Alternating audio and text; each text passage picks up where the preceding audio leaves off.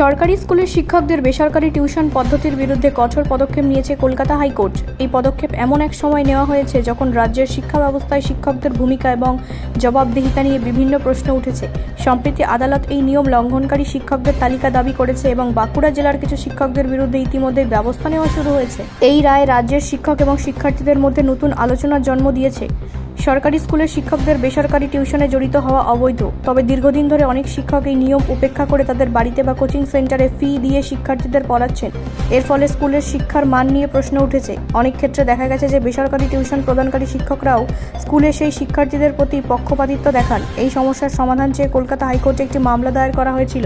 সাম্প্রতিক এক শুনানিতে আবেদনকারীর আইনজীবী আশিস কুমার চৌধুরীকে সোমবার বা মঙ্গলবারের মধ্যে নিয়ম লঙ্ঘনকারী শিক্ষকদের তালিকা জমা দেওয়ার নির্দেশ দেওয়া হয়েছে।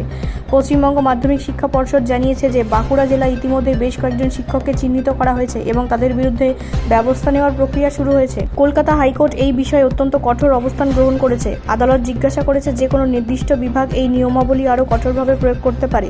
আদালত উদ্বেগ প্রকাশ করেছে যে 32 জন ডিআই থাকা সত্ত্বেও নিয়মটি কার্যকরভাবে বাস্তবায়িত হচ্ছে না। সোমবারের মধ্যে সেই বিভাগের নাম জমা দিতে হবে যাতে কার্যকর বাস্তবায়ন নিশ্চিত করার জন্য তাদের মামলার পক্ষ করা যেতে পারে।